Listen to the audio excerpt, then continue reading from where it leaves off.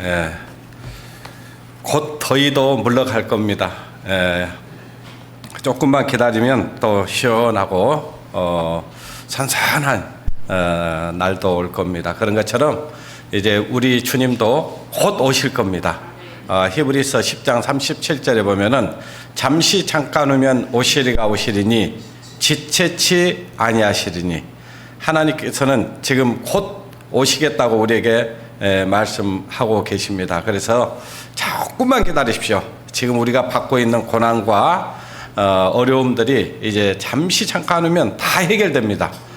그날이 반드시 속히 임할 거라고 주님께서 말씀하셨습니다. 또 믿음을 가진 사람들은 전부 다 지금 주님이 오실 것을 기다려요, 안 기다려요? 다 기다리고 있습니다.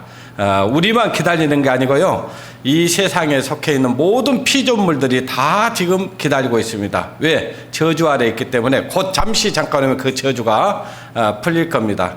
어렸을 때 그 애니메이션 영화를 보면 마치 어떤 그 마법에 딱 풀리면은 그 세계가 새로운 세상이 되는 것처럼 지금은 사단의 마법에 걸려갖고 이 세상이 요동치고 있습니다. 지금 우리가 살고 있는 지구가 얼마나 지금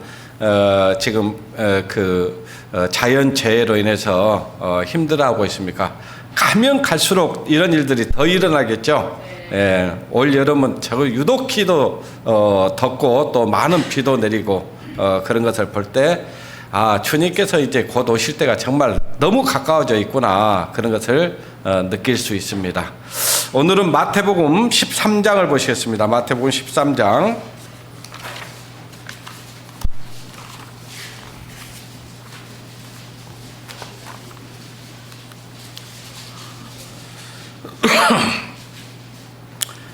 마태복음 13장 44절에서 45절 말씀만 읽겠습니다. 제가 읽어드릴 테니까 눈으로 또 마음으로 따라 읽어주시면서 이 말씀이 무슨 말씀일까 생각해 보시기 바랍니다.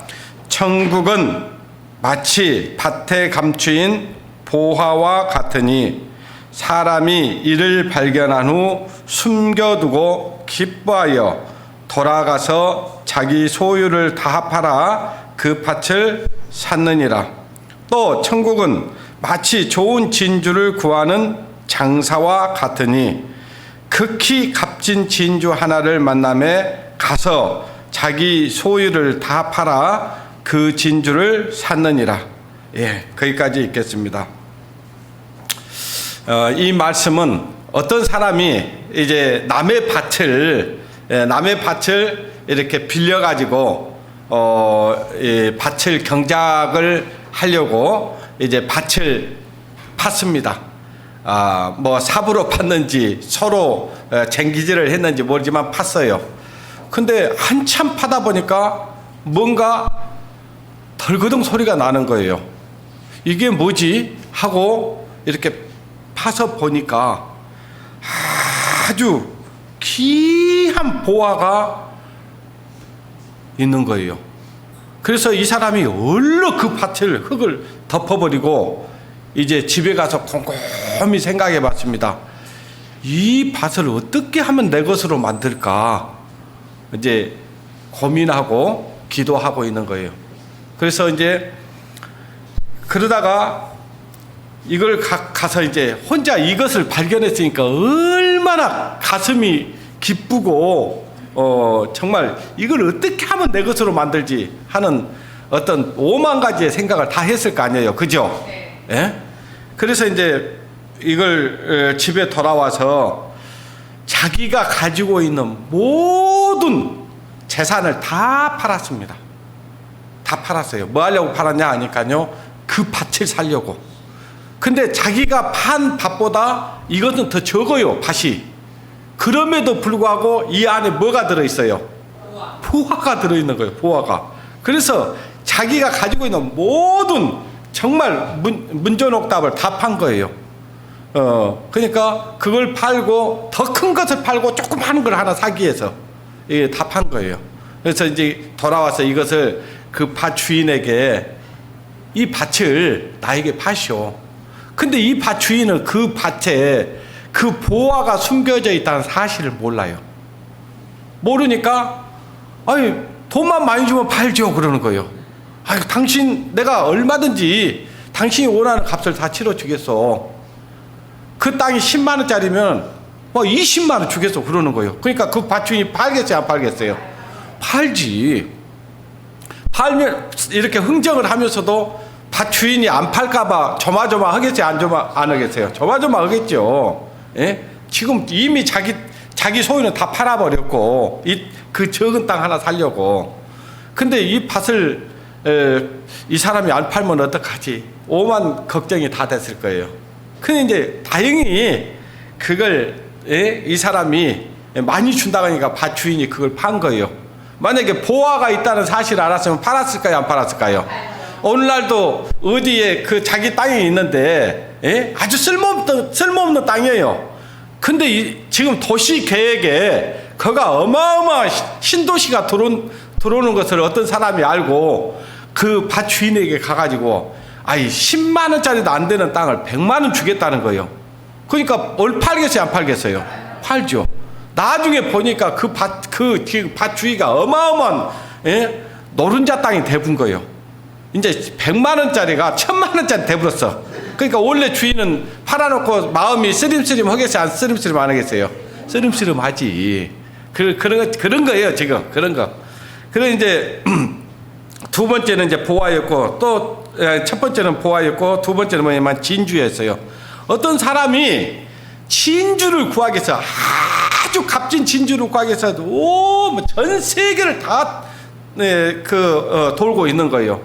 근데 어느 나라에 가니까 이 어떤 아이들이 진주를 갖고 구슬치기를 하고 있는 거예요.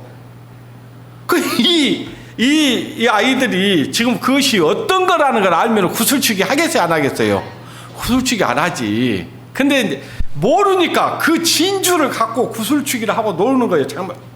그러니까 이제 이 사람이 보고 이야 이거 뭐 이 사람들은 이거 진주라는 사실도 모르니까 그 사람들한테는 이게 돌덩어리밖에 안 되는 거예요. 돌덩어리밖에.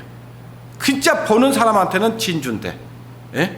그래서 그 진주를 사기 위해서 자기의 소유를 다 팔아가지고 그 진주를 샀다. 그 사갖고 오면서 어때요? 기분이 어떠겠어요? 이거는요 말로 할 수 없을 만큼 좋은 거예요. 마치 이런 거잖아요. 지금 우리 광양제철이나 포항제철에서는 뭘 가공을 해요? 철을 가공하잖아요. 철을. 근데 그 철이 뭐예요? 돌에서 나오잖아요. 그러니까 모르는 사람에게는 돌이고 아는 사람에게는 철인 거예요. 그래서 옛날에 박태준 씨가 남미나 이런 데 가가지고 철강석을 이렇게 철이 들어있는 산맥을 해가지고 산맥이 아니라 무슨 그냥 모래같이 있는데 거기 다 철이에요 철. 그러니까 이거 산다 하니까 그냥 이 사람들은 자기들이 볼 때는 모래밖에 아니거든요. 근데 박태준 씨는 그건 철로 보이는 거예요. 그러니까 이걸 내가 다 사겠어. 그러니까 모래 사가겠다는데 뭐 안 팔 나라가 어디가 있어요. 그래서 그냥 헐값에 막 사놨다는 거 아니에요. 예? 근데 그걸 갖다가 이제 철을 만들어서 값지게 판 거 아니에요. 마치 그런 얘기예요. 그런 얘기. 예. 근데 이 내용이 무슨 내용이냐? 오늘 설교 제목이 뭐냐면요. 존귀한 자입니다. 존귀한 자. 하나님이 볼 때 존귀한 자는 누굴까? 이걸 한번 생각해 보겠습니다. 창세기 1장 27절에 보면 하나님이 이 세상을 창조할 때 먼저 사람을 만드셨어요. 어떻게 만드셨냐니까요. 자기 형상대로 만드셨다고 그런 거예요. 자기 형상. 하나님의 형상이 뭐냐 하니까요. 하나님은 요한복음 4장에 나오는 말씀처럼 하나님은 영이시니 그랬죠. 하나님은 뭐라고요? 영이시니. 그러니까 사람도 하나님과 똑같은 영을 우리 사람들에게 만드셨다 그 말이에요. 영을 주셨다 그 말이에요. 영을 뭐 하려고 주셨냐? 가장 존귀한 자로 만든 거예요. 이 세상에 많은 것들을 만드셨잖아요. 제가 어제 저 해남 자연 수양 박물관이 있더라고요. 그 해양 박물관이 있어요. 가서 보니까 오만 가지의 물고기의 종류들, 우리는 지금까지 보지도 못했던 그런 물고기들, 그 물고기를 누가 만드신 거예요? 하나님이 만드셨잖아요. 우리는 그게 우연히 저절로 만들어졌다고 생각을 하고 살았었어요. 그런데 성경 말씀을 보니까 하나님께서 물의 생물들을 종류대로 만드셨다고 말씀하셨잖아요. 너무 아름다운 거예요. 거기에다가요, 산 거북이를 갖다 딱 놔뒀어요. 거북이를. 근데 이 거북이들이 잠이 온지 피곤한지 어쩐지 모르지만 막 구석대기만 찾아가서 얘들이 꼭 쉬고 있더라고요. 거기에 그 거북이 등에다 뭐라고 써놨냐면요, 운동 중이오니 만지지 마십시오. 그렇게 써놨어요. 예? 근데 만지고 싶어요? 안 만지고 싶어요? 만지고 싶어요. 우리는 자라는 봤어요. 자라. 근데 거북이는 직접 이렇게 보기는 처음이거든요. 그 거북이 등이 참 멋있더라고요. 이렇게 만져보니까 꼭 갑옷같이 생겼어요. 갑옷같이. 그래가지고 아주 멋지게 갑옷을 딱 이렇게 옷을 입었는데 멋지더라고요. 이렇게 딱 건드니까요, 이렇게 딱 엎드리 딱 쫙, 마치 뭐라고 표현을 해야 될지 모르겠지만, 이렇게 붙어있던 것이 확 뜨면서 이렇게 걸어가더라고요. 걸어가는 모습이 너무 이쁜 거예요. 그것들이 전부 다 하나님이 만드셨다는 거죠. 근데 거기에는 하나님의 형상이 있어요, 없어요? 있어요. 9살. 큰일 납니다. 큰일 나요. 아름답게 만들어진 이쁜 물고기들이 이쁘긴 한데 그 안에 어때요? 하나님의 형상이 없어요. 그러니까 물고기와 우리는 같이 교류를 할 수 있어요, 없어요? 이쁘게 관상은 볼 수는 있지만은 그와 어떤 대화를 나눈다든지 어떤 사랑을 나눈다든지 그럴 수는 없잖아요. 그럴 수는 없어요.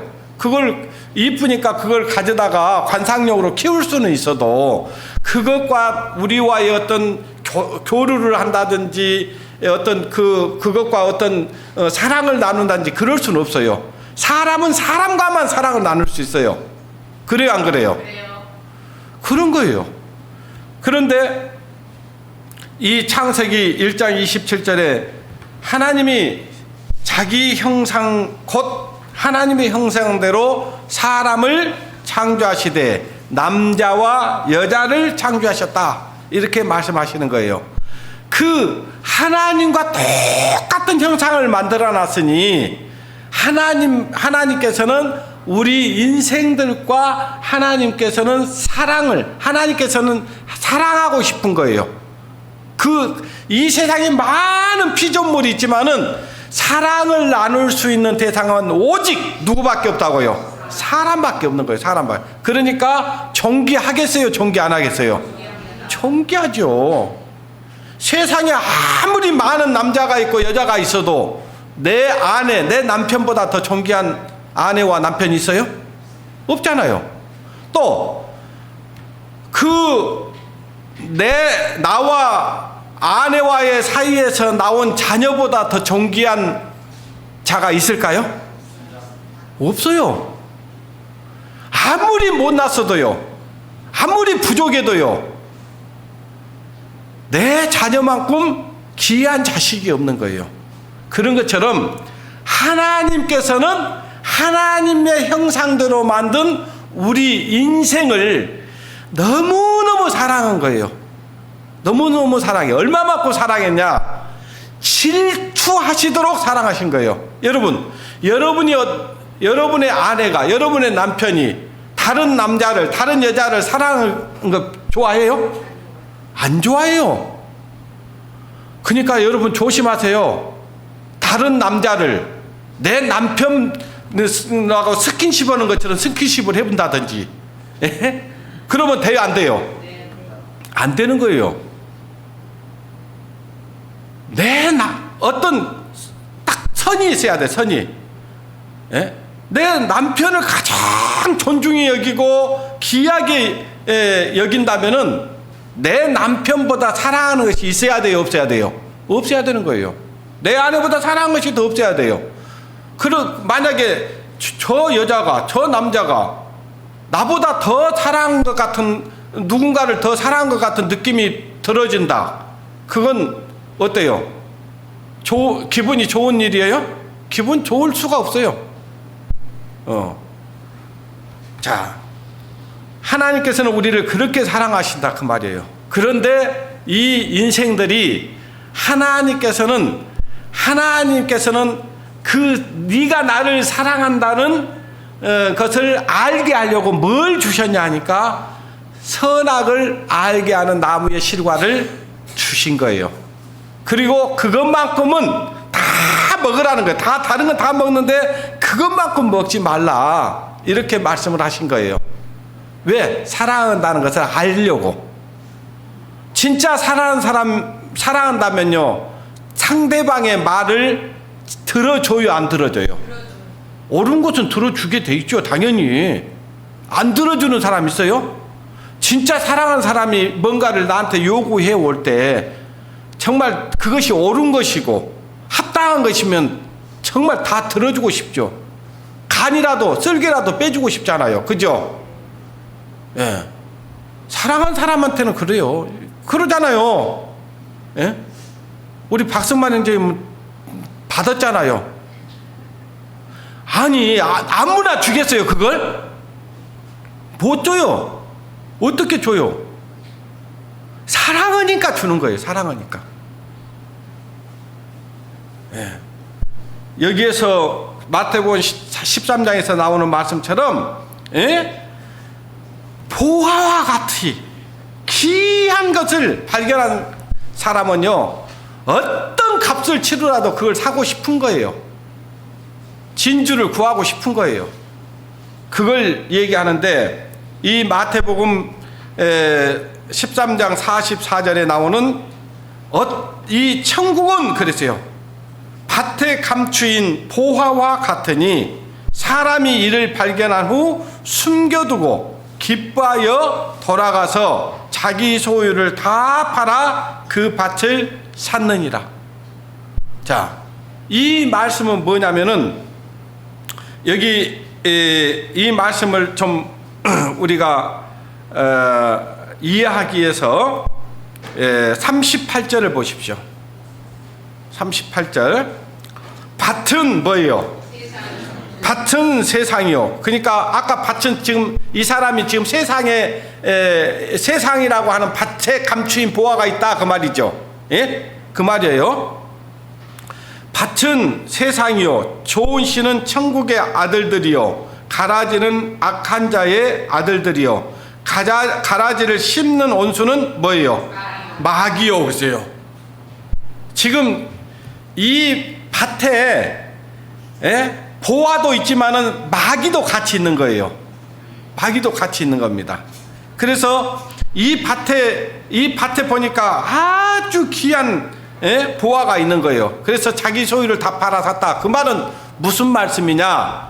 자기 소유를 다 팔았어요.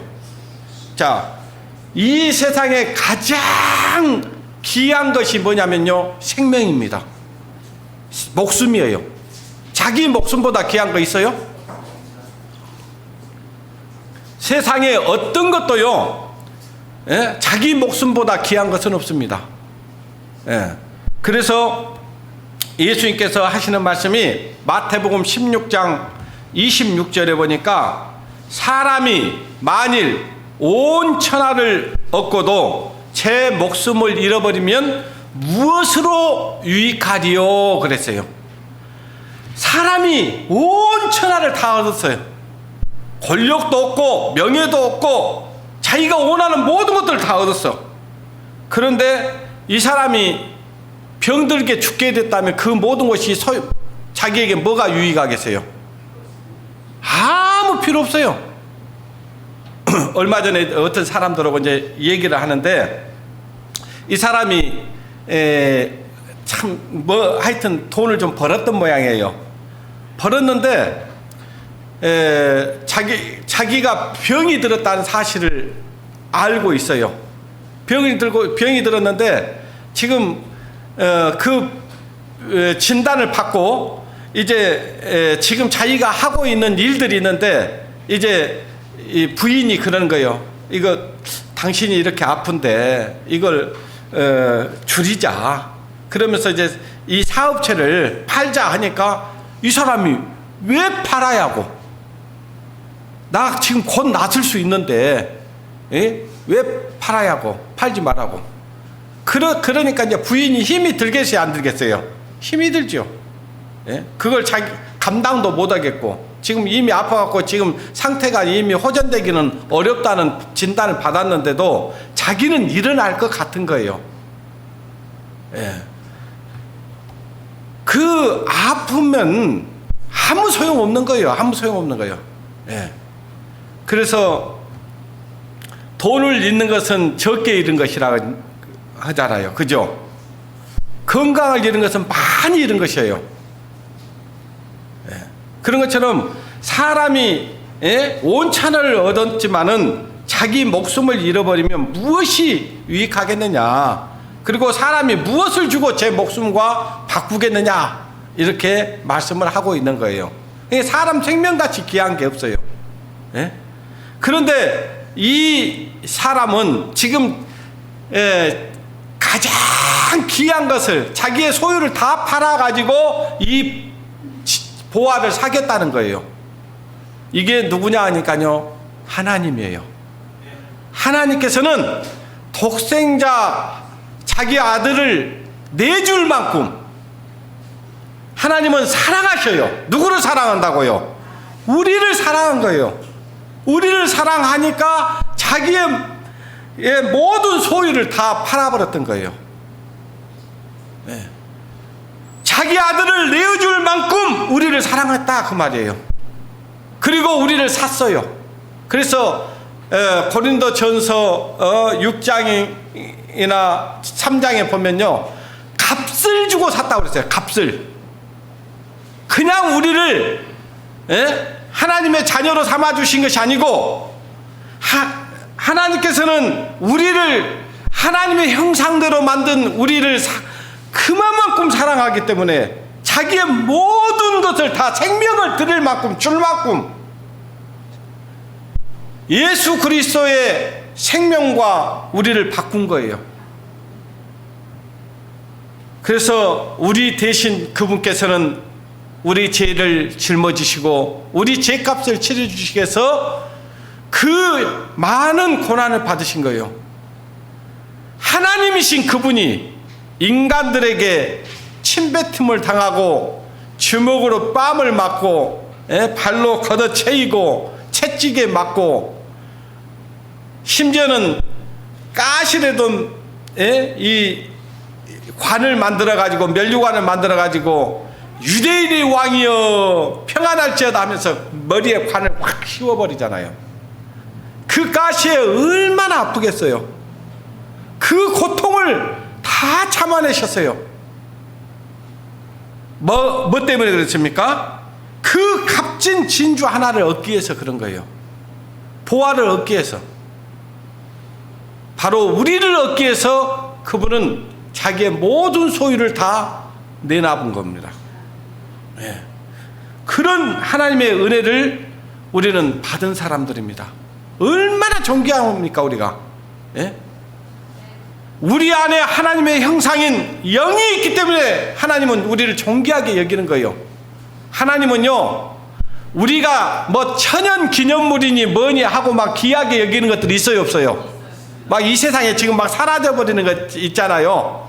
그런 것들 뭐 천연 기념물로 지정해 놨잖아요. 그걸 갖다가 만약에 도살한다든지 잡는다든지 그러면 법에 걸려요, 안 걸려요?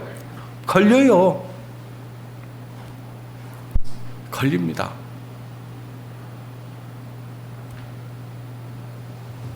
사람들도 이 세상에 귀한 동물들은 귀하게 여기잖아요. 식물들은 귀하게 여기잖아요. 근데 우리 하나님께서는 그 딴 건 아무 필요 없어요. 예? 이 세상에 아무리 귀한 동물이 있을지라도, 식물이 있을지라도 거기엔 관심 없다 그 말이에요. 누구에게만 관심이 있다고요? 우리 인간 사람에게만 관심이 있는 거예요. 그래서 하나님 우리 그렇게 사랑합니다. 그 사랑을 우리에게 나타내 보이셨는데, 요한 1서를 보겠습니다. 여러분이 성경을 안 찾으면 잠이 올 것 같아요. 요한 1서.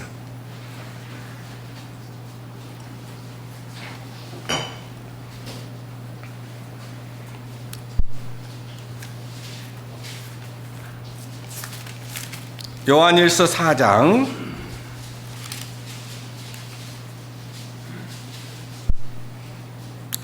4장 9절을 같은 목소리로 읽겠습니다. 시작. 하나님의 사랑이 우리에게 이렇게 나타난 바 되었느니라. 하나님이 자기의 독생자를 세상에 보내심은 저로 말미암아 우리를 하나님이 우리를 살리려고 이 땅에 오셨다 그 말이에요.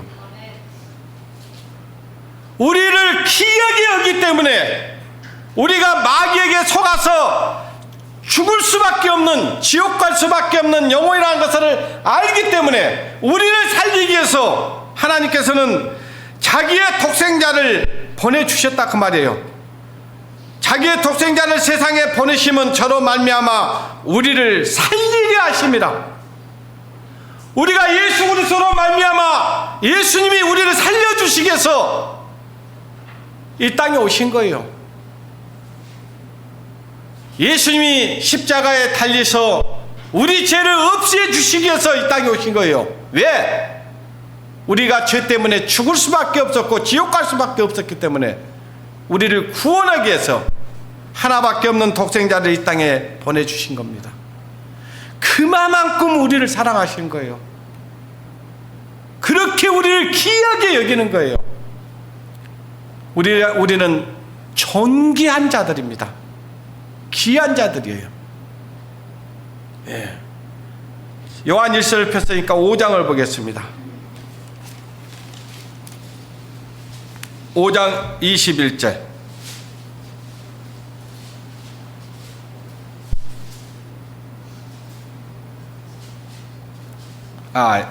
죄송합니다. 요한복음 5장이에요. 요한복음 5장.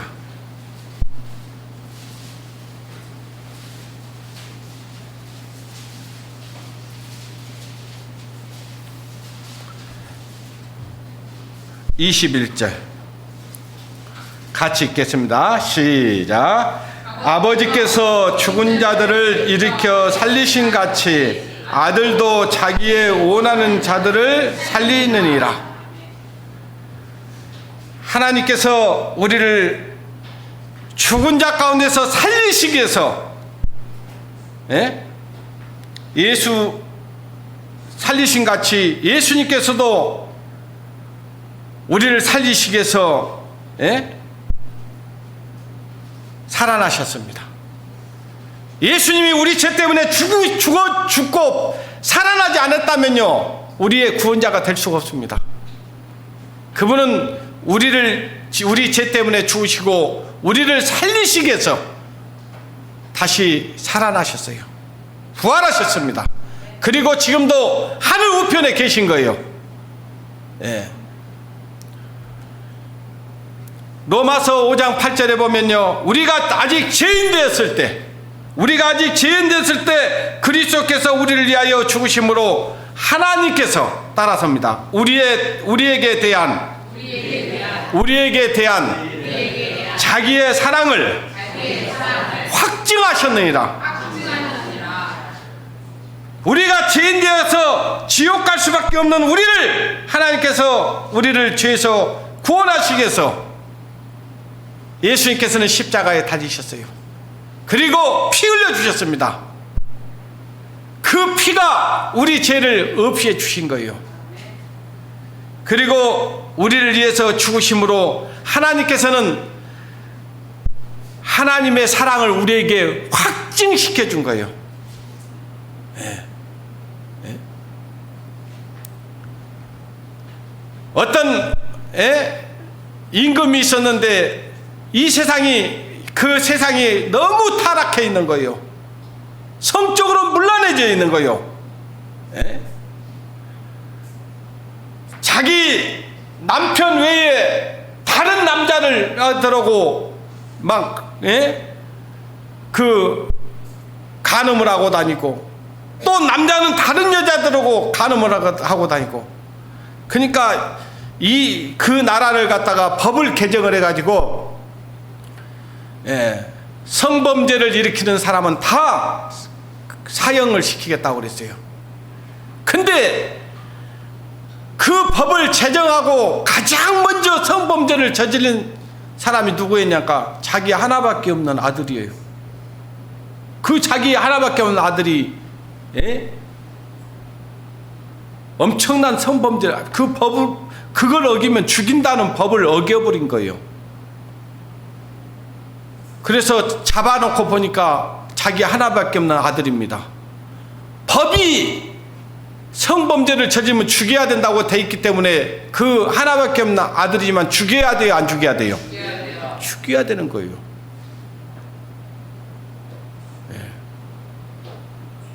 근데 그 아들을 대신해서 죽어준다는 그 단서 조항이 하나 있는 거예요.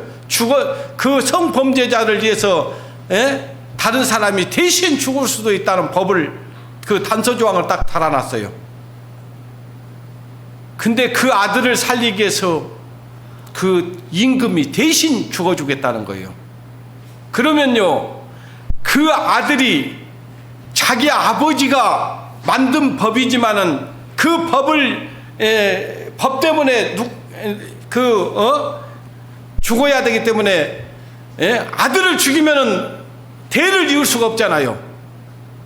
그래서 나를 처형하라고 그런 거예요. 그 아들이 생각할 때 그 아버지가 자기를 얼마나 사랑했는지 알 수 있어요, 없어요? 있잖아요. 알 수 있는 거예요. 아버지가 나를 죽어줄 만큼, 대신 죽어줄 만큼 사랑하셨구나. 그분이 바로 우리 예수님입니다. 그분이 우리 예수님이에요. 왜 우리를 그렇게 사랑했냐? 우리를 가장 귀한 보화, 진주와 같이 여긴 거예요. 우리를 그렇게 존귀하게 여기는 겁니다. 지금도 우리 주님은 그렇게 귀하게 우리를 여기시는 거예요. 예? 그래서 우리가 말로만 하나님을 사랑한다고 해야 되겠습니까? 안 그러잖아요. 우리가 지난 수요일 날 우리 김영길 총장 간증을 들었어요. 진짜로 믿음의 사람이라면요, 반드시 행함이 있어야 됩니다.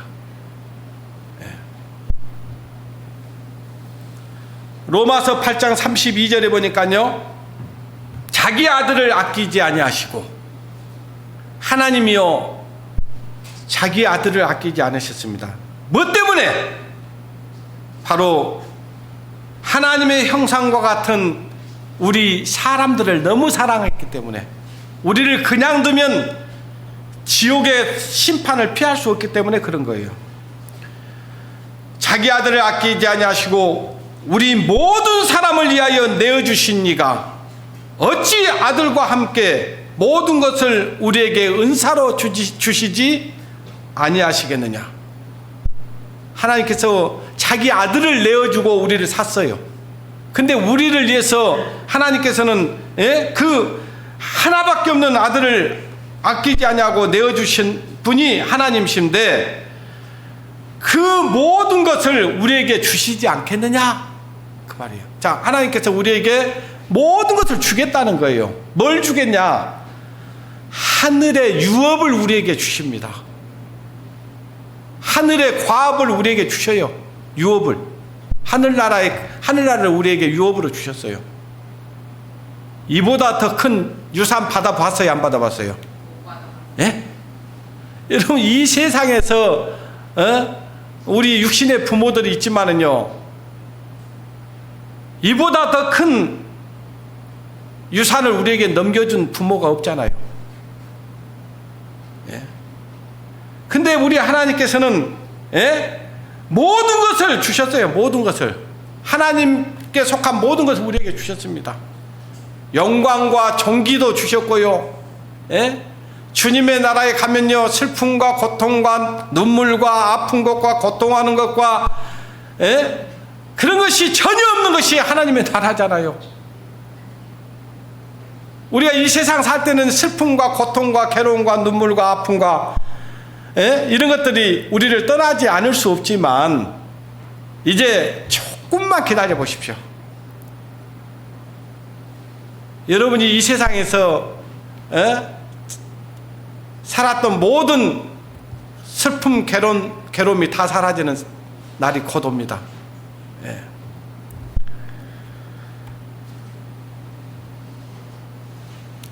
디모데전서 5장을 보겠습니다. 디모데전서 5장.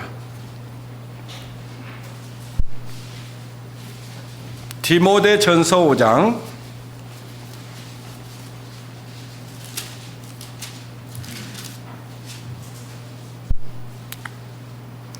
5장 6절을 보시겠습니다.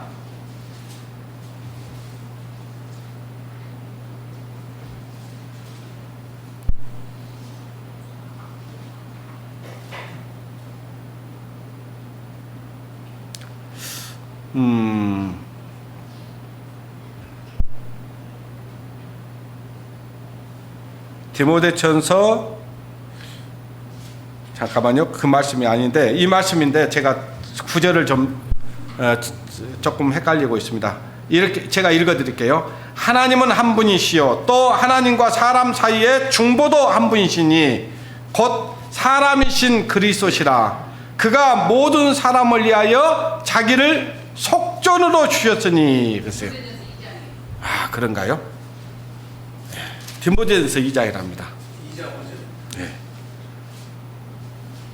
자, 하나님은 한 분이시요 또 하나님과 사람 사이 중보도 한 분이시니 곧 사람이신 그리스도시라. 그가 모든 사람을 위하여 자기를 뭘로 주셨다고요? 속전으로 주셨으니 기약이 이르면 증거하실 것이라. 하나님께서는요, 하나님과 우리를 중보자로 오셨어요. 우리가 죄 때문에 하나님 앞에 갈 수 없는 그런 휴학한 자들이었습니다. 그래서 하나님께서는요, 우리를 중보하시기 위해서 이 땅에 오신 겁니다. 그리고 우리 죄값을 치르기 위해서 속전으로 주셔본 거예요.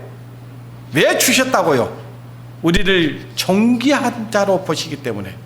이 세상에 가장 귀한 자로, 보화와 같은, 진주와 같은 그런 존귀한 자로 보시기 때문에 자기의 모든 것을 다 줘버린 거예요.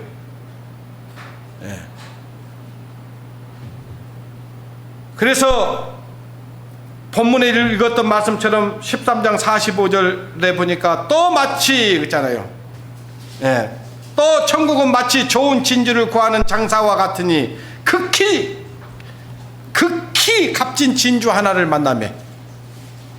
여러분 한번 생각해 보세요. 여러분이 뭔가 귀한 것이 있어요. 이걸 사놓으면은요, 이걸 사놓으면 뭐가 된다는 걸 알아.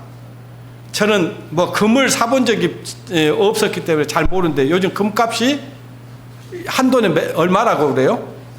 뭐 40만 원 그런다고 그래요? 저는 지금 잘 모르는데 들은 얘기예요. 만약에 여러분이 금값이 그렇게 뛸 줄 알았으면 금 사놔야 돼, 안 사놔야 돼요? 사놔야지. 그것 좀 사놨으면 돈 좀 될 뻔 했잖아요. 근데 하나님은요, 우리를 그렇게 귀하게 보시는 거라니까요.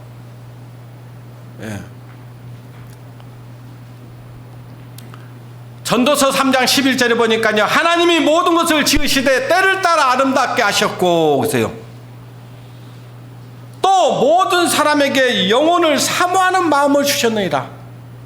하나님께서 가장 아름답게 만든 것이 뭐냐? 사람이라고요. 사람보다 아름다운 게 없어요, 하나님을 볼 때. 왜?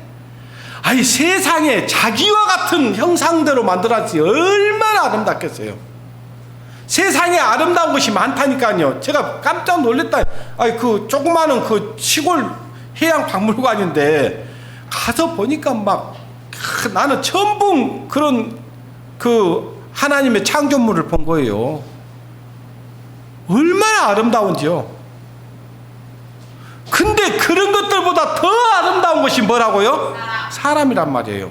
왜 하나님께서 아름답다고 하냐니까요, 사람에게는 영혼을 사모하는 마음을 주셨느냐. 예, 사람은 영혼을 사모하냐. 어때요? 그러니까 노래 가사 보면은 어때요? 조금만 사랑하고 싶다고 그래요? 영원히 사랑하고 싶다고 그래요? 영원히 당신과 함께 살고 싶소 그러잖아요. 예, 근데 영원히 살아요? 못 살아요? 못 살아요.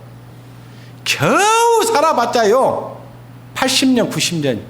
요즘 100세까지 산다는데 100세까지 살아봤자요 여러분. 80살 넘어지면요 자기 몸 가누는 것도 힘들어. 그냥 뭐 더 살면 뭐 할 거예요 도대체? 예? 100년 살면 뭐 될 거냐고. 자기 몸 하나 가누지 못해가지고 남 손 의지해갖고 살면 그게 사는 거냐고. 그러니까 나중에 이제 오고 갈 데 없으면 요양원에 가서 인생 보내잖아요. 그게 인생이라고. 그런데 하나님 만날 준비가 안 돼 있다면 그보다 불쌍한 인생이 없는 거예요. 하나님 만날 준비가 돼 있어야 돼요. 사람은요, 내가 여러분 과일이 열려 있는데요, 농사 짓는 사람들이 태풍이 오는 걸 두려워해요, 안 두려워해요? 왜 두려워해요? 과일이 이제 막 맺혔는데 다 떨어져 버리니까 상품 가치가 없어. 그건 팔 수도 없어. 이번에 태풍 좀 오니까 어때요? 뭐 심어놓은 거 벼가 다 쓰러져요, 안 쓰러져요? 쓰러지는 거예요. 추풍 낙엽이라고 하잖아요. 바람에 낙엽처럼 다 떨어지는 것처럼 사람이 어떤 바람에 그 낙엽처럼 떨어질 때가 언제일지 모르는 거예요. 죽음 준비해야 되는 거예요. 하나님 만날 준비를 해야 돼요. 하나님 우리를 그렇게 귀하게 보시는데 자기가 하나님을 안 찾아. 하나님을 찾으면 하나님 만날 수 있는데. 성경을 걸잖아요. 찾으라 그러면 찾을 것이요, 두드리라 그러면 열릴 것이요, 구하라 그러면 주신다고 했잖아요. 근데 안 구해, 안 찾아, 두드리지 않아. 예. 에레미야 29장 13절에 보면은 따라서입니다. 너희가 진심으로 나를 찾고 찾으면 만나리라. 하나님의 약속이잖아요. 근데 사람들이 하나님을 찾아요, 안 찾아요? 안 찾아요. 제가 그 마음은 이해가 됩니다. 저도 그랬으니까. 제가 여러분들한테 간증을 했잖아요. 저는 하나님을 안 믿고 싶은 사람이 아니고 교회를 다 이제 하나님이 있고 없고 상관없고 나는 있다 없다 그거 알지 못했으니까 하나님 계신 거 몰랐어요. 근데 교회를 가고 싶었어요. 근데 누가 교회 가자고 하니까 내가 가고 싶었다고요, 안 가고 싶었다고요? 죽어도 안 가고 싶더라고. 이상하게 안 가고 싶어. 근데 이유가 있었을까요, 없었을까요? 별 이유 없어요. 그냥 가기 싫은 거예요. 왜 그랬을까요? 사단 마귀가 절대로 안 뺏기고 싶은 거예요. 자기가 옛날에 속여갖고 뺏어왔잖아요. 지금 교회 나가서 하나님 말씀 들으면 자기가 이 귀한 영혼을 뺏겨버릴 것 같아. 그러니까 안 놔줘요. 나중에 알았어요. 내가 나중에 내가 하마터면 사단에게 속을 뻔했구나. 막 가고 싶지 않는 거고 이상하게 막 이질감이 느껴지는데요. 이질감이. 예. 근데 이 말씀 한 말씀 듣다가 탁 하나님이 진짜 뭔가 있네, 그거 믿어졌어요. 그래서 이 말씀 듣고 내가 하나님의 사랑을 깨닫게 된 겁니다. 네. 그래서 잠언 3장 14절로 15절에 보면요, 이는 지혜를 얻는 것이 은을 얻는 것보다 낫고 이 이익은 정금보다 나으니라. 우리가 하나님의 은혜를 깨닫고 보니까, 하나님의 사랑을 깨닫고 보니까 어때요? 그것이 은보다 더 귀해요, 안 귀해요? 귀하잖아요. 정금보다 낫잖아요. 이 세상 어떤 것을 준다고 해도 내가 받은 하나님의 은혜와 바꿀 수 있어요, 없어요? 없잖아요. 그보다 귀한 거예요. 그보다 귀한 걸 얻었기 때문에 그러는 거예요. 이제 알고 보니까 너무 귀한 거였어요. 내가 너무나 귀한 은혜를 깨달았구나, 하나님의 사랑을 받았구나, 그거 아는 거예요. 예?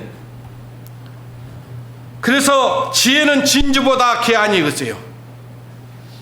예? 지혜가 뭔지 아세요? 하나님을 아는 것이 지혜예요. 하나님을 아는 것이 지혜였다고요. 그것이 더 귀하죠, 진주보다. 세상에 어떤 것보다 귀한 것이 하나님의 은혜잖아요. 예? 너의 사모하는 모든 것으로 이에 비교할 수 없느니라. 이 세상에 있는 것과 하나님의 사랑과 비교할 수 있습니까?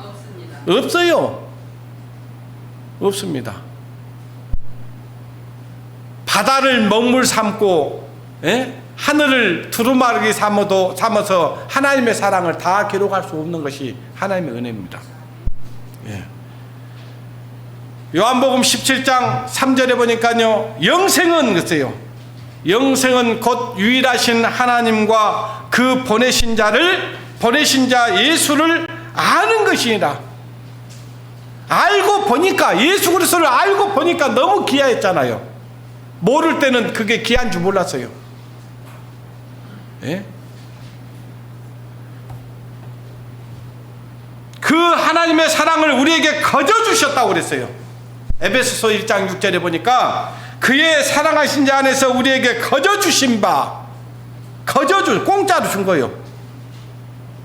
여러분들 뭔가 여러분들은 보상 심리에 의해서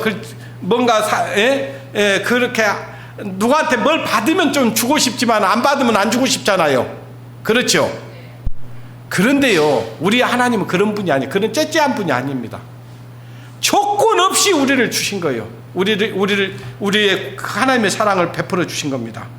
그래서 우리에게 거저 주시는 바 그 은혜의 영광을 찬미하게 하는 것이라. 여러분, 우리에게 바라는 거 딱 한 가지예요. 하나님을 찬양하라고, 하나님께 영광 돌리라고. 이번 주 수요일 날 찬양 예배 있죠? 찬양하라고. 여러분 한 곡씩 신청해 주세요. 좀 이따 식사 전까지 내가 이번 주 수요일 밤에 와서 하나님께 내가 찬양 한번 드려보겠습니다. 내가 못 불러요, 사실은. 부르지 못하지만 내가 정말 나를 구원해 주신 하나님의 은혜를 찬양 한번 해보겠습니다. 하나님 그걸 보시는 거예요. 그 마음을 보시는 거예요. 아름답게 음을 잘 맞추고 이거 별로 그거 안 봐요. 저 아는 사람 중에 한 사람이요, 진짜 노래를 못하는 사람이 있어요. 음정도 박자도 맞추지도 못할 뿐더러 무슨 그냥 노래를 부르는데 이거 국어책을 읽는 것도 아니고 막 그래. 근데 자기 스스로는요, 노래를 자기가 최고 잘한다고 생각해. 그래가지고 어디 가서 노래 부를 기회가 있잖아요. 자기가 막 가갖고 마이크를 잡고 막 부르려고 애를 써. 그러면 다른 사람들이 배꼽을 빼고 웃습니다.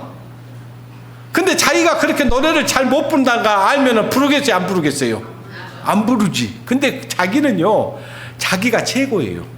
나 그런 사람도 다 봤어요. 정말 그렇게 노래를 못할 수가 있는가.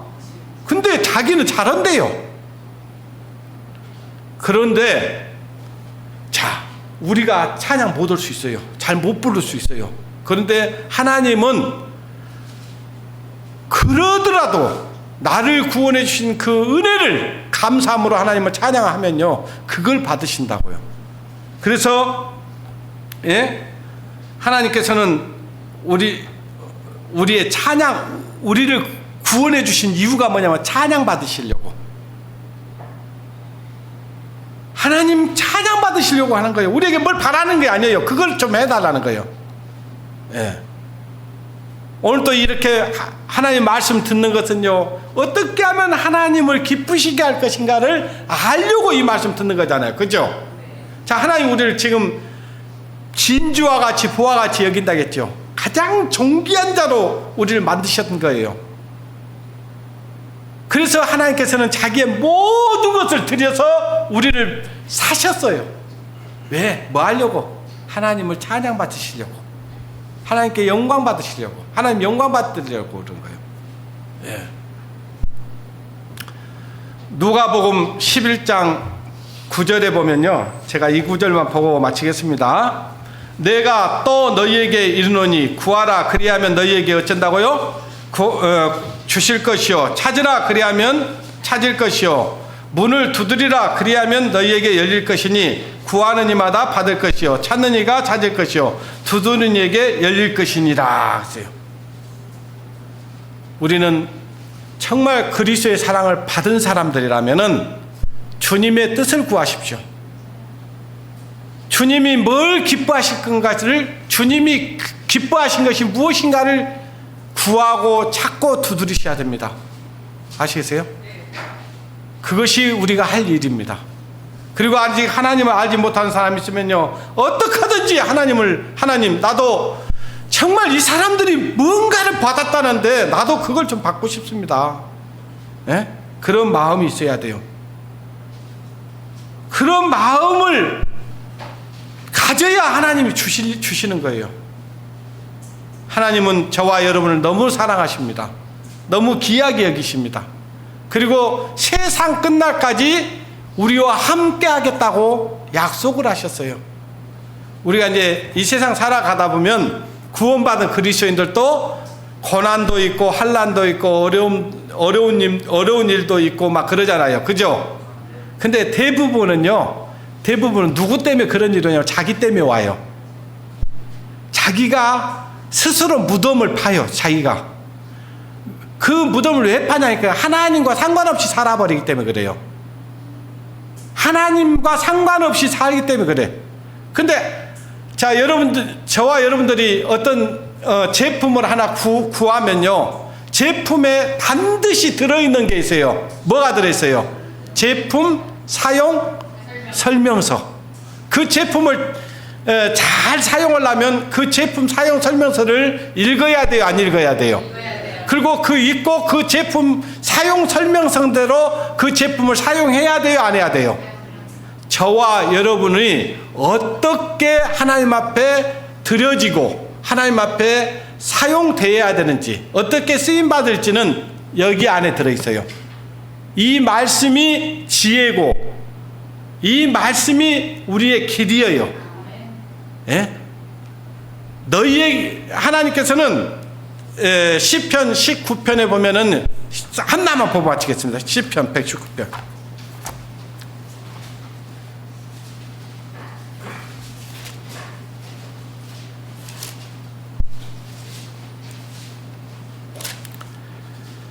시편 119편 105절입니다.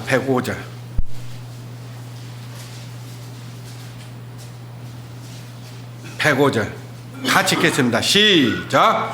주의 말씀은 내 발의 등이요 내 길의 빛이나이다. 주의 말씀은 내 발의 뭐요? 등이요 내 길의 빛이나이다. 그러니까 하나님 말씀을 따라 살면요, 빛된 길로 갈 수 있어요, 없어요? 어두운 길을 갈 수가 없어요. 근데 말씀을 떠나서 자기가 말씀을 떠나서 결정하니까 문제가 되는 거예요. 이 말씀이 지혜고 이 말씀이 길이에요. 이 말씀이 우리가 어떻게 살아야 될 내용이 이 안에 다 들어있어요. 그러니까 말씀을 떠나버리니까 우리에게 문제가 생기는 거예요. 고통이 오는 거예요. 힘이 드는 거예요. 여러분에서 고통에 벗어나려면, 여러분이 어떤 지금 사망의 음침한 골짜기를 가고 있다면 여러분 주님 말씀을 붙드십시오. 그리고 말씀의 인도함을 받으십시오. 그냥 자기 방법대로 자기 생각대로 어떤 일을 해결하려고 하지 마시고 말씀에서 답을 찾으십시오. 말씀에 해답이 있습니다. 모르겠거든 교제하십시오. 성도들과 내가 이런 일이 있습니다. 이런 어려움을 겪고 있습니다. 내가 어떻게 해야 하나님 뜻을 찾고 하나님의 뜻대로 살 수 있겠습니까? 말씀에서 답을 찾으셔야 돼요. 그러면 다 해결됩니다. 아시겠어요? 기도하겠습니다. 하나님께서 우리를 존귀한 자로 만드셨고 우리를 창조하셨습니다. 그리고 우리를 보와 같이 진주와 같이 여기시는 줄을 우리가 오늘 말씀을 통해서 배웠습니다. 하나님께서 우리의 길이 되어 주시고 항상 우리를 실만한 물가로 인도해 주신 주님 앞에 주님 구하오니 우리 중 한 사람도 주님을 떠나 자기 생각대로 자기 의지대로 살아가는 성도들을 없도록 인도해 주시기를 원합니다.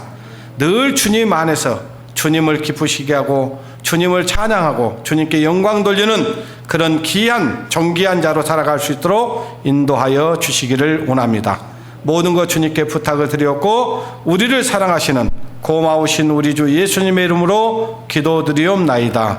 아멘.